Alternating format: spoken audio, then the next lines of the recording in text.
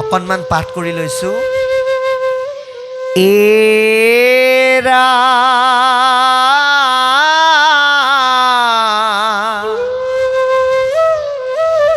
বৈকুণ্ঠৰ শাস্ত্ৰ ইটো মহাভাগৱত পাইলা পৰীক্ষিতে শুক মুনিৰ মুখত।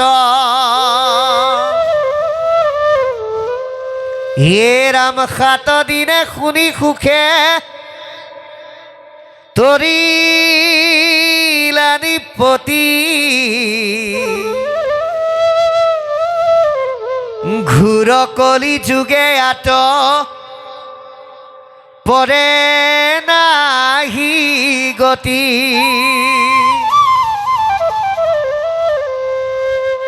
এ ৰাম শুক নিগদতি শুনি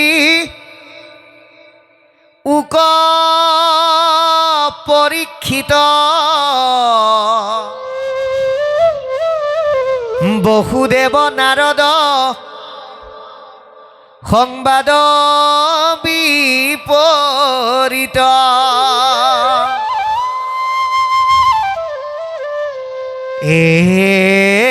এৰা নিমিন বসিধে যেন। এই মহাভাগৱত শাস্ত্ৰ যিহেতুকে ভগৱন্তই নিজেই কলিযুগত শৰীৰ ৰূপ ধাৰণ নকৰি বাক্যময় মূৰ্তিৰ ৰূপে ইয়াত প্ৰতিষ্ঠিত হৈ কোনটো সত্য কোনটো অসত্য, আমি কি কৰিব লাগে কি কৰিব নালাগে, কোনটো আন্ধাৰ কোনটো পোহৰ, কোনটো উচিত কোনটো অনুচিত, আটাইখিনি কথা তেওঁ আমাক শব্দ ব্ৰহ্মৰূপে কৈ আছে। ভগৱন্ত বাংময় মূৰ্তি ৰূপে প্ৰজ্বলিত হৈ আছে। গতিকে এই ভাগৱতৰ শব্দ ব্ৰহ্মক নিজৰ জীৱনৰ ব্ৰত হিচাপে লৈ মৰণমুখী সংসাৰ তৰি জীৱনৰ ৰাস্তা পৰিৱৰ্তন কৰি জীৱনক গতি প্ৰদান কৰা এজন ব্যক্তি, যিজন কেৱল এজন মানুহেই নাছিল, তেওঁ আছিল এজন ৰজা, তেওঁ আছিল এজন বৈষ্ণৱ, যাক আপুনি আমি ভাগৱতৰ পাতনিতেই চিনি পাওঁ, পৰীক্ষিত ৰজা, যিজনে এই ভাগৱত শুনি এদিন নহয়, দুদিন নহয়, 3 দিন নহয়, 7 দিনৰ ভিতৰত যাৰ যি কথা সম্পৰ্কে ঋষিসকলে প্ৰশ্ন কৰিছে, এৰা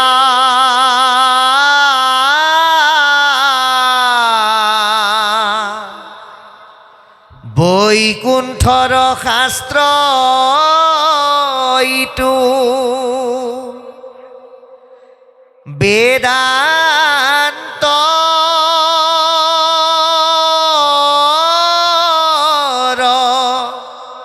তত্ত্ব 7 দিনে কৈলাসিটো মহাভাগৱত।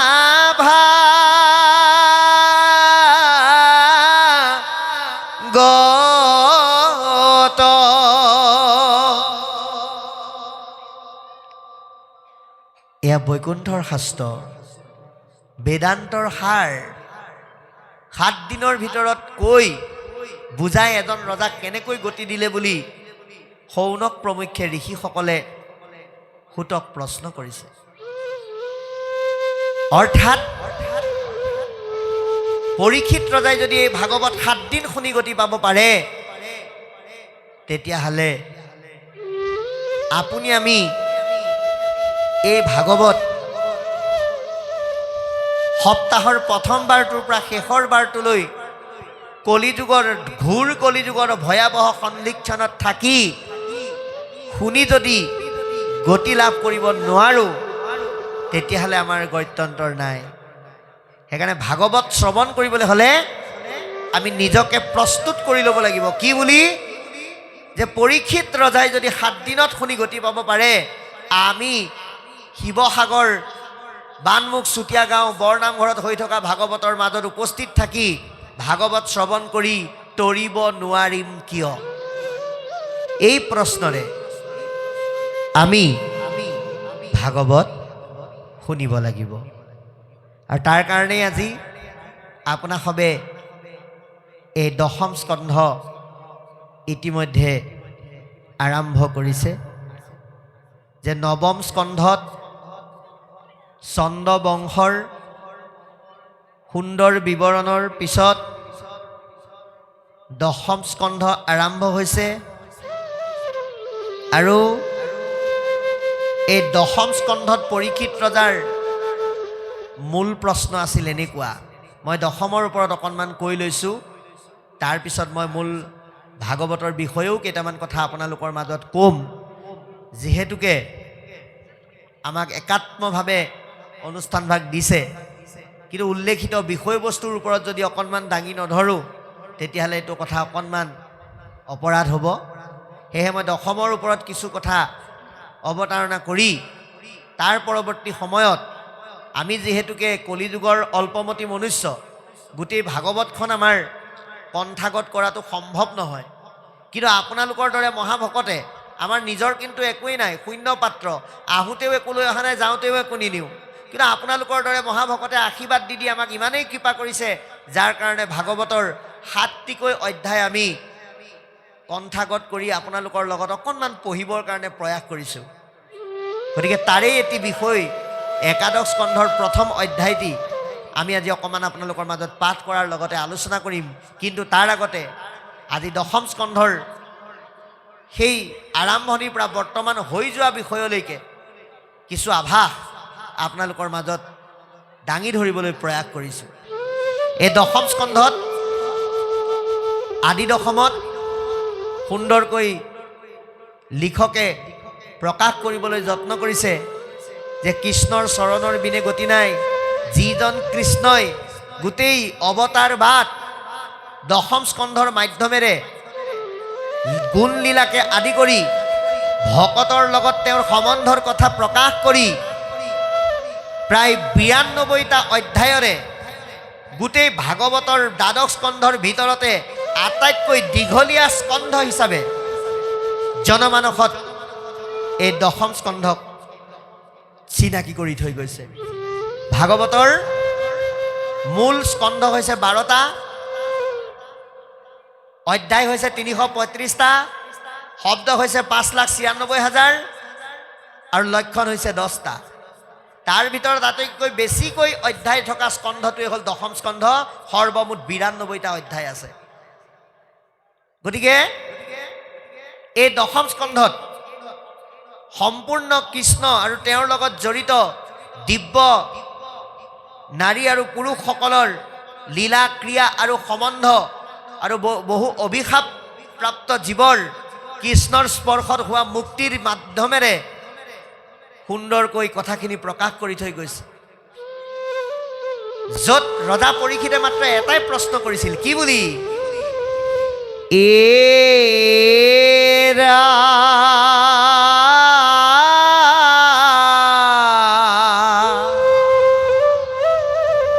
মোৰ পিতামহ বৰ্গে কৃষ্ণ নৌকা পাই তৰিলা সংসাৰ ইয়াতি গোখোজ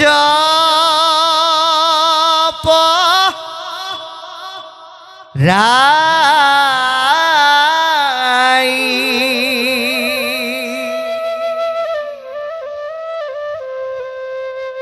হে গুৰুদেৱ, মোৰ পিতৃ পিতামহসকলে এই কৃষ্ণ নামৰ নৌকাত উঠি কেনেকৈনো এই সুন্দৰ সংসাৰ তৰি গ'ল, এই বিষয়ে কওক বুলি প্ৰশ্নৰ অৱতাৰণা কৰিলে। আৰু এই অৱতাৰণাৰ পৰাই কথাখিনি আৰম্ভ হৈছে। কি বুলি আৰম্ভ হৈছে? যে কংস যিজন প্ৰবল পৰাক্ৰমী ৰজা, গতিকে এই প্ৰবল পৰাক্ৰমী ৰজাই একমাত্ৰ ভনীয়েকক বিয়া দিব। কাৰ সৈতে দিব? এই মথুৰা ৰাজ্যৰ ইটো সুৰজ দুপতি, যাহাৰ সম্পদ বসুদেৱ মহামতি।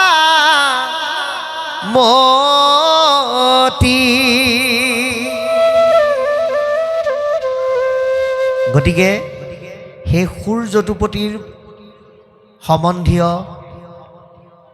বংশৰ সুন্দৰ এজন সুঠাম যুৱক, যাৰ নাম বসুদেৱ, তেওঁলৈ দৈৱকী আইগৰাকীক বিবাহ দিবৰ কাৰণে যোগাৰ কৰিছে। কি যোগাৰ কৰিলে? যে 400,000তকৈও অধিক হাতী, ঘোঁৰা, দাস দাসী সকলো ফালৰ পৰা সা সম্পত্তিৰে ভৰাই নিজে দৈৱকীক বিয়া দিবলৈ গৈছে। আৰু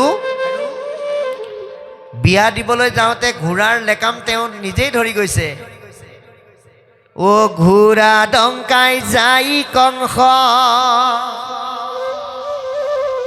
আকাশী পথত, শুনিলন্ত বাণীটো যাহন্তে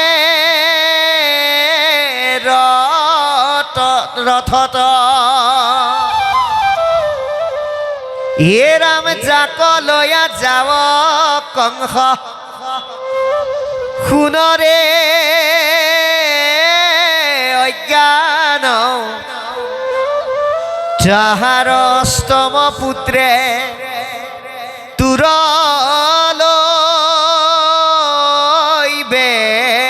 প্ৰাণ। কি বুলি ক'লে?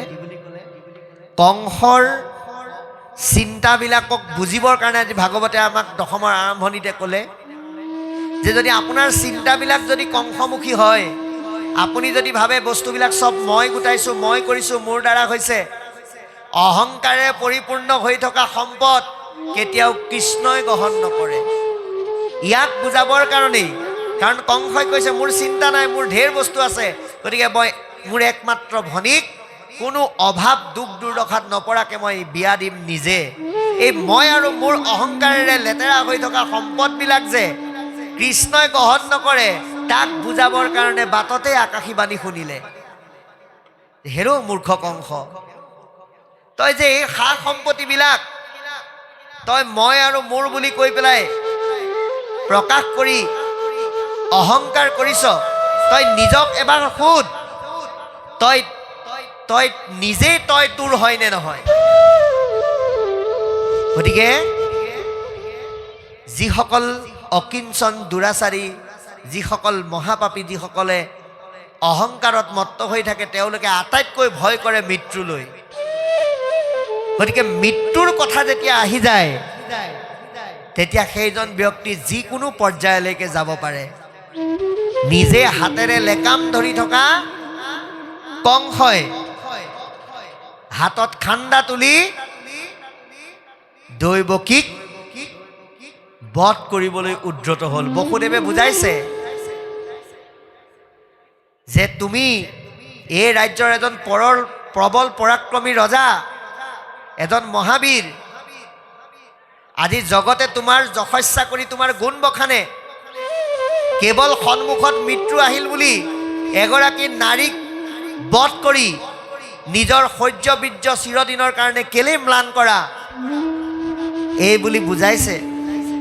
তথাপিতো কংসই মানি নলয়, আকৌ কৈছে, হেৰা কংস, যে জীৱ জন্তুৰো মৃত্যু আছে, কিন্তু সেই মৃত্যুটো আমাৰ এটা গতিহে মাত্ৰ। মৃত্যুটো দেহৰহে আছে, আত্মাৰ মৰণ নাই। আত্মাই বেয়া সজাটো বেয়া হৈ গ'লে বেলেগ এটা সজালৈহে গতি কৰে। গতিকে তুমি এই সৰু কথাটোৰ কাৰণে এগৰাকী নাৰীক কেলেই বধ কৰিবলৈ লৈছা, এই বুলি বুজাইছে। তথাপিতো কংসই নুবুজে, বোলে তোমাৰ এই কথাই মোৰ মন বুজাব নোৱাৰে, মন ভুলাব নোৱাৰে। মই এওঁক মাৰিবৰ কাৰণে চেষ্টা কৰিছোঁ, এওঁক মাৰিহে মই নিজক ৰক্ষা কৰিবৰ কাৰণে মই পণ লৈছোঁ। তেতিয়া বসুদেৱে শপত খালে, সত্য ৰক্ষাৰ কাৰণে বসুদেৱে কৈ দিলে, কি বুলি? হেৰা কংস, তুমি তোমাৰ ভনীক বিশ্বাস কৰিব নালাগে। মই বসুদেৱ হিচাপে তোমাক কৈছোঁ, দৈৱকীৰ গৰ্ভত যিমানেই সন্তান জন্ম হ'ব, সকলো সন্তান আনি মই তোমাৰ হাতত গতাম, আৰু তুমি যি ইচ্ছা তাকে কৰিবা। এই কথা শুনি কিন্তু কংসই মানি ল'লে, বোলে ঠিক আছে, যদি তুমি এইটো কৰা। কাৰণ বসুদেৱ হ'ল সত্যৰ প্ৰতীক। সেইকাৰণে বসুদেৱে যে সত্যৰ লগত আপোচ নকৰে, এয়া কংসইও জানে। কংস দৈত্য বা অসুৰ নহয়, কংস অহংকাৰীহে। গতিকে এই সত্যৰ ক্ষেত্ৰত যে বসুদেৱে আপোচ নকৰে, এই কথা জনাৰ কাৰণে এৰি দিলে। এৰি দিয়াৰ লগে লগে দৈৱকীৰ প্ৰথমজন পুত্ৰ জন্ম হ'ল, যাৰ নাম কীৰ্তিমন্ত। আৰু এই কীৰ্তিমন্তক বসুদেৱে আনি কংসৰ হাতত দিয়াৰ লগে লগে কংসই হাঁহি হাঁহি বসুদেৱক কৈছে, তোমাক কিন্তু মানিলোঁ দেই, মই যেনেকৈ ভাবিছিলোঁ তুমি তেনেকৈ সত্য পালন কৰিলা। আৰু এতিয়া মই তোমাক এটা আশ্বাস দিব বিচাৰোঁ যে মই তোমাৰ এই প্ৰথম ল'ৰাটোক নেমাৰোঁ, কাৰণ মোৰ মৃত্যু আছে 8 নম্বৰটোৰ লগতহে। গতিকে মই প্ৰথম ল'ৰাটো মাৰি মই ব্ৰহ্ম হত্যাৰ ভাগী হ'ব নোৱাৰোঁ বুলি কৈ এৰি দিলে। এতিয়া অহংকাৰৰ পতন হ'ব লাগিব। ভগৱন্ত কৃষ্ণই এই ধৰাধামলৈ অৱতাৰ লোৱাৰ কাৰণ কি? অধৰ্ম বিনাশ আৰু ধৰ্মক স্থাপন। গতিকে কংসৰ মনত যদি দয়াভাৱ আহি যায়, তেতিয়া ধৰ্ম স্থাপনত অসুবিধা আহিব। সেইকাৰণে কোন আহিল? নাৰদ আহিল। আহি পেলাই কংসক ক'লে, নাৰায়ণ নাৰায়ণ নাৰায়ণ। কংস, তোমাক মই এই ৰাজ্যৰ প্ৰবল পৰাক্ৰমী বীৰ আৰু ৰজা বুলি ভাবি ভুল কৰিছিলোঁ, কিন্তু তুমিও যে এজন মহামূৰ্খ মই আজিহে গম পালোঁ। বোলে কিয়? তুমি বসুদেৱ দৈৱকীক কিয় এৰি দিলা? বোলে এৰিলোঁ, আৰু 1 নম্বৰ পুত্ৰটোৰ লগততো মোৰ মৃত্যু নাই, 8 নম্বৰটোৰ লগতহে আছে। লগে লগে কংসই 8 পাহ ফুল নাৰদে কংসৰ সন্মুখত দি কৈ দিলে, তুমি 1ৰ পৰা 8লৈ আৰু 8ৰ পৰা 1লৈ গন্তি কৰা। কংসই গন্তি কৰিলে, প্ৰথম, দ্বিতীয়, তৃতীয়, চতুৰ্থ, পঞ্চম, ষষ্ঠ, সপ্তম, অষ্টম। আকৌ এইফালৰ পৰা আহা, অষ্টম, সপ্তম, ষষ্ঠ, পঞ্চম, চতুৰ্থ, তৃতীয়, দ্বিতীয়, প্ৰথম। তাৰমানে অষ্টমেই প্ৰথম, প্ৰথমেই অষ্টম। তুমি কেনেকৈ গম পাবা? দেৱতাবিলাক তোমাতকৈও বহুত চতুৰ। লগে লগে কংসৰ মনত আকৌ খেলি মেলি হ'ল। বসুদেৱ দৈৱকীক আনি পোতাশালত বন্দী কৰি দিলে, যাৰ লগে লগে গোটেই কংসৰ কাৰাগাৰ এক সুন্দৰ পৰিৱেশৰে পৰিৱেশিত হৈ গ'ল। ভগৱন্ত কৃষ্ণই চিন্তা কৰিলে যে দৈৱকী তেতিয়া গৰ্ভৱতী। গতিকে প্ৰকাৰন্তে দৈৱকীৰ গৰ্ভ চুৰ কৰি বলুভদ্ৰক নি পেলাই ৰোহিণীৰ গৰ্ভত দিলেগৈ। আৰু মানুহে ভাবিলে কি হ'ল? দৈৱকীৰ গৰ্ভ বিনাশ হ'ল। পৰৱৰ্তী সময়ত বসুদেৱৰ বীৰ্যৰ যোগেদি কৃষ্ণ দৈৱকীৰ গৰ্ভত প্ৰৱেশ কৰাৰ লগে লগে কোটি সূৰ্যৰ পোহৰে গোটেই কংসৰ কাৰাগাৰ পোহৰাই তুলিলে। কংসই ভয় খাই গ'ল যে মোৰ মৃত্যু আহি সন্মুখত উপস্থিত হ'ল। আৰু এনেকৈ নানান কাৰ্য কৰাৰ লগে লগে দেৱতাসকলে প্ৰাৰ্থনা কৰিলে, হে প্ৰভু, তোমাৰ চৰণত কাকুতি কৰি মাতিছোঁ, চিৰেই তুমি আহি ইয়াত অৱতাৰ ধাৰণ কৰা।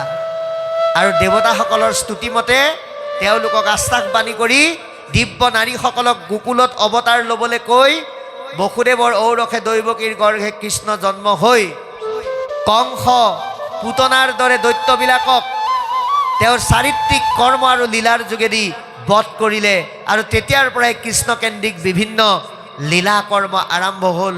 শিশুকালৰ পৰা ধৰি কিশোৰ কালৰ পৰা ধৰি যৌৱন কাললৈকে বিভিন্ন ক্ৰিয়া লীলা আৰু ৰাস লীলাকে আদি কৰি সুমধুৰ সুস্বাদুৰ বৰ্ণময় বেদক পান কৰি ভাল পোৱা গোপীসকলক মোহিত কৰিব পৰা অনন্য লীলা সুন্দৰকৈ আৰম্ভ হ'ল, যাক এই দশমৰ মাজেদিয়ে প্ৰকাশ কৰিলে। তাৰপিছত আজি আমি আহি থাকোঁতে এতিয়া পাঠত এটা বৰ সুন্দৰ বিষয় শুনিলোঁ। মই সেই বিষয়টোলৈ যাওঁ, য'ত ইন্দ্ৰ তেওঁৰ অহংকাৰ ভাঙিবৰ কাৰণে ভগৱন্ত কৃষ্ণই এটা লীলা কৰিছিল। সেই সম্পৰ্কে আমি আহি পাওঁতে তাত পাঠ হৈ আছিল। যোৱা কালিৰ পৰা আজিলৈকে দশমৰ বিভিন্ন কাহিনী উপকাহিনীৰ মাধ্যমেৰে কৃষ্ণৰ লীলা আৰু ৰাম অৰ্থাৎ বলভদ্ৰৰ লীলা গোপীসকলৰ লীলা বিভিন্ন ধৰণে হৈছে। তাক আমি এঘণ্টা দুঘণ্টা 3 ঘণ্টা বা এটা দিনত বৰ্ণনা কৰি শেষ কৰিব নোৱাৰোঁ। যি ভাগৱত অনন্তই 1000 মুখে ব্ৰহ্মাই 4 মুখে কৈ শেষ কৰিব নোৱাৰিলে, সেই ভাগৱতৰ আটাইতকৈ দীঘলীয়া স্কন্ধ দশম স্কন্ধ। গতিকে ইয়াক ইমান কম সময়ত প্ৰকাশ কৰি শেষ কৰাটো সম্ভৱ নহয়। সেইকাৰণে আমি বৰ্তমান আহি পাওঁতে যিটো অধ্যায় চলি আছিলে তাৰ ওপৰত কিছু কথা আলোচনা কৰিছোঁ। ইন্দ্ৰ আকাশ মাৰ্গেৰে গতি কৰি আছে। আই চাণ্ডালিনীয়ে এটা কেৰাহীত গো মাংস ৰান্ধি আছে আৰু কিবা কিবি পৰিব বুলি কি কৰিছে, নৰৰ লাও খোলাৰে কেৰাহীটো ঢাকি থৈছে। গতিকে কি পৰিব বুলি ঢাকি থৈছে, ইন্দ্ৰ সেই ৰাস্তাৰে গৈ আছে। গতিকে অশৰণীয়া মানুহৰ ধূলি যদি আহাৰত পৰে, সেই আহাৰ পবিত্ৰ হৈ নাথাকিব। এই ভাৱনাৰে ইন্দ্ৰক এটা দৰ্শন দিবৰ কাৰণে ভগৱন্তই এইটো এটা লীলা কৰিছে। ইন্দ্ৰই দূৰৰ পৰাই ঘৃণা কৰিছে, চি এনেই অপবিত্ৰ গো মাংস, তাকে আকৌ ঢাকিছে মানুহৰ লাও খোলাৰে। এই বুলি তাচ্ছিল্য সুলভ ভাষাৰে কিছু কথা ক'বলৈ ধৰিলে। চাণ্ডালিনীয়ে কৈছে যে হয়, তুমি ঠিকেই কৈছা, এইখিনি অপবিত্ৰ, কিন্তু এইখিনিতকৈও অপবিত্ৰ অশৰণীয়া মানুহৰ ভৰিৰ ধূলি। গতিকে গীতাত শৰণ ভাগৱতে ভক্তি প্ৰদান কৰিছে। আমি জীৱৰ ভিতৰত শ্ৰেষ্ঠ মানুহ হিচাপে এটা মাধ্যমত আশ্ৰয় ল'ব লাগিব। আমি আশ্ৰয় লোৱাৰ মাধ্যমটোৱে হ'ল কৃষ্ণ। কৃষ্ণৰ চৰণত আশ্ৰয় নল'লে ভক্তি কেতিয়াও সফল নহয়। সেইকাৰণে দাৰ্শনিক পণ্ডিত, যুগনায়ক, বিশ্ববিশ্ৰুত সাহিত্যিক মাধৱ মহাপুৰুষে অতি সুন্দৰকৈ আমাক ঘোষাৰ মাধ্যমেৰে কৈছে, এ ৰাম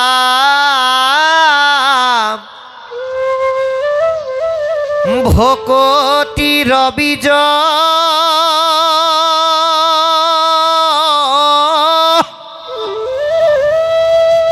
শৰণে খেনিজ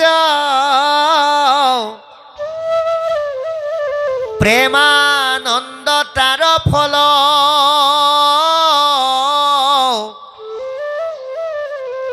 শৰণ বিনাই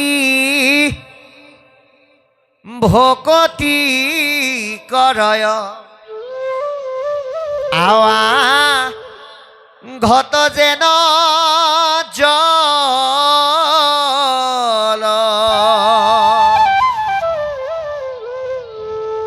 কেঁচা মাটিৰ পাত্ৰত পানী থলে যেনেকৈ নাথাকে, শৰণৰ অবিহনে আমি যদি ভক্তি কৰোঁ, সেয়া কামত নাহে। ইয়াক বুজাবৰ কাৰণে এই কথা যেতিয়া ক'লে ইন্দ্ৰ আচৰিত হ'ল, তুমি কাক কথা কৈছা? মই কোন তুমি নাজানা? মই দেৱতাৰ ৰজা দেৱৰাজ। চাণ্ডালিনীয়ে কৈছে, বোপা তুমি দেৱৰাজ ইন্দ্ৰই হোৱা বা যোনেই নোহোৱা, তোমাৰ এই চৰিত্ৰ আৰু এই ক্ষমতা কিন্তু ক্ষণস্থায়ী, কিন্তু কৃষ্ণৰ চৰণৰ বৃত্তৰ মাজত যি তুমি সম্পদ লাভ কৰিবা সেয়াহে স্থায়ী, সেয়াহে পৰম সম্পদ। এয়াক লৈ তুমি কিছু সময় বা কিছু দিনৰ কাৰণেহে অহংকাৰ কৰিব পাৰিবা, এয়া কিন্তু ক্ষয় হৈ যাব। এনেকৈ নানান ধৰণে যেতিয়া বুজালে, ইন্দ্ৰই নিজৰ ভুল বুজি পালে। বুজি পাই পৰম সাদৰে আই চাণ্ডালিনীক প্ৰশংসা কৰিলে আৰু তেওঁ নিজৰ জীৱন সেই সৎসংগক লগ পাই পবিত্ৰ হ'ল বুলি অনুধাৱন কৰিলে আৰু উপদেশ বাণীৰ যোগেদি আমাক কৃষ্ণ নামৰ বিনে গতি নাই, কৃষ্ণ নামেই সংসাৰ তৰণৰ শ্ৰেষ্ঠ নৌকা, এই কথা প্ৰকাশ কৰি মহাপুৰুষ গুৰুজনাই কৃষ্ণৰ কিংকৰ ৰূপে আমাক ভাগৱতৰ মাজত ভক্তিৰ তত্ত্বত নিজক একাত্ম কৰি ৰাখিবৰ কাৰণে আমাক পৰামৰ্শ দিলে। গতিকে যোৱাকালিৰ পৰা বৰ্তমানৰ সময়লৈকে হোৱা দশম স্কন্ধৰ এক চমু বিৱৰণ পাঠৰ মাজত আমি আপোনালোকৰ মাজত প্ৰকাশ কৰিলোঁ সাধ্য অনুসাৰে। পদবন্ধে যিহেতুকে আমি যোৱাকালি আৰম্ভণি পৰা নাছিলোঁ, এই মুহূৰ্ততহে আহি পাইছোঁ। এতিয়া আটাইকেইটা বিষয়ৰ লগত এতিয়া হৈ থকা পাঠটো অকণমান আপোনালোকক ফহিয়াই নকলেও ক্ষুদ্ৰ জ্ঞানেৰে স্পৰ্শ কৰি মাত্ৰ ক'বলৈ যত্ন কৰিলোঁ। এতিয়া আমি গোটেই মহাভাগৱত শাস্ত্ৰখনৰ পৰম তত্ত্বৰ ওপৰত কেইটামান কথা ক'ম, এটা অধ্যায়ৰ ওপৰত মাধ্যম কৰি। সেই অধ্যায়টোৱে হৈছে একাদশ স্কন্ধ মহাভাগৱত ধৰ্ম।